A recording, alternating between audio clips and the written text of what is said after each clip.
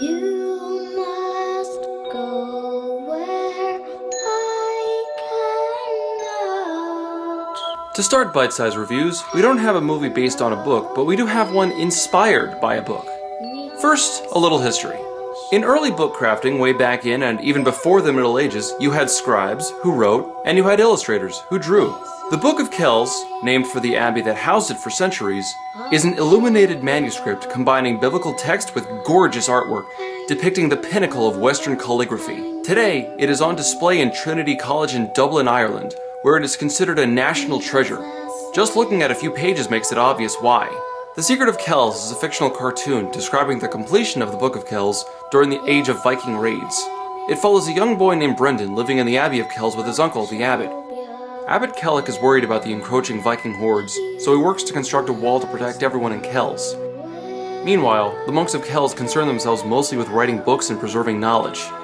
Brendan is a young artist and loves helping the brother monks, until one day they get a visit from one of the greatest illuminators alive, Brother Aidan of Iona. And that is when Brendan begins exploring the world outside the walls of Kells. As you can see, the animation for this movie is amazing. There isn't a single frame that you can call ugly, but there are plenty that you can call breathtaking. Inspiration for the art style came from traditional Celtic artwork, as well as the work of Hayao Miyazaki and Studio Ghibli. It was released in 2009 and didn't use digital animation, instead relying on old-fashioned hand-drawn animation. You can see the Celtic influence in nearly every scene, as well as a wide range of beautiful colors, which really works in the movie's favor when it comes to the book itself. Even the snowflakes, the freaking snowflakes, are actually Celtic circles as well. Now that's clever. The animation may be one of the best things about the movie, but the characters are certainly worth taking note of as well. The movie centers around Brendan, a young orphan who's never been outside the Abbey walls. However, one day, they get a visit from the esteemed Brother Aidan of Iona, who brings with him the enchanting Book of Iona, a book so beautifully drawn that it's said to blind sinners.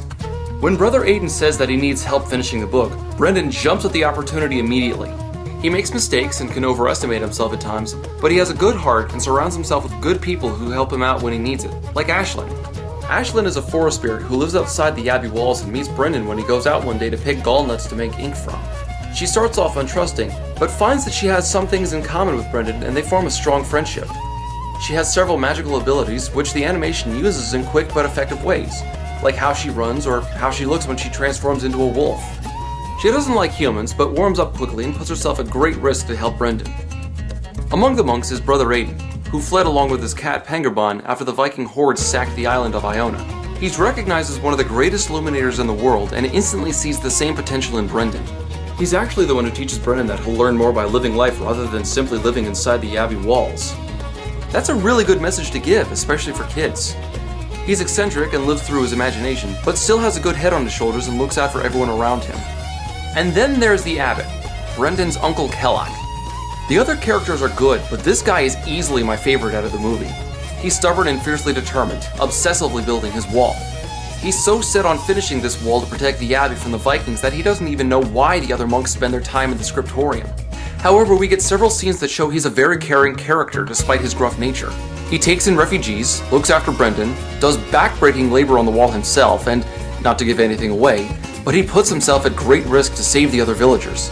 He wears himself out looking out for so many people and doesn't know exactly how to raise Brendan, but it's clear he's doing the best job that he can. Your breakfast, Abbot.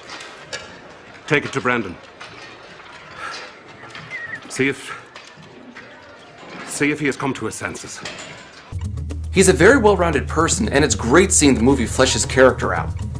One more thing to note though is the depth the movie goes to in order to tell a detailed story. A lot of what goes into the Secret of Kells comes from old Irish lore and myth. For example, Pengurbon, Brother Aidan's cat, refers to an old poem about an Irish monk's cat written back in the 8th century. Ashlyn even sings something reminiscent of the poem to turn Pengurbon into a spirit. Ashlyn herself seems to be inspired by the Tuatha De Danann, or the fairy people, who were said to inhabit Ireland before the Gaelic people. And Crom Cruach, a demon Brendan has to face, was an ancient Irish deity of weather and fertility. And, just a fun note, St. Patrick was said to have destroyed the idol of Crom Cruach, so when people say St. Patrick drove the snakes out of Ireland, could this be what they meant? Just something to think about. In the end, The Secret of Kells is an amazing story with more depth and creativity than just about anything else you'll see this year. The music is amazing, the acting is amazing, and the animation can only be topped by Studio Ghibli, arguably the best animation studio on the planet. It's just about perfect, and you'll certainly have lots of fun watching it over and over. It's currently available for purchase on Amazon or streaming on Netflix. I highly recommend it.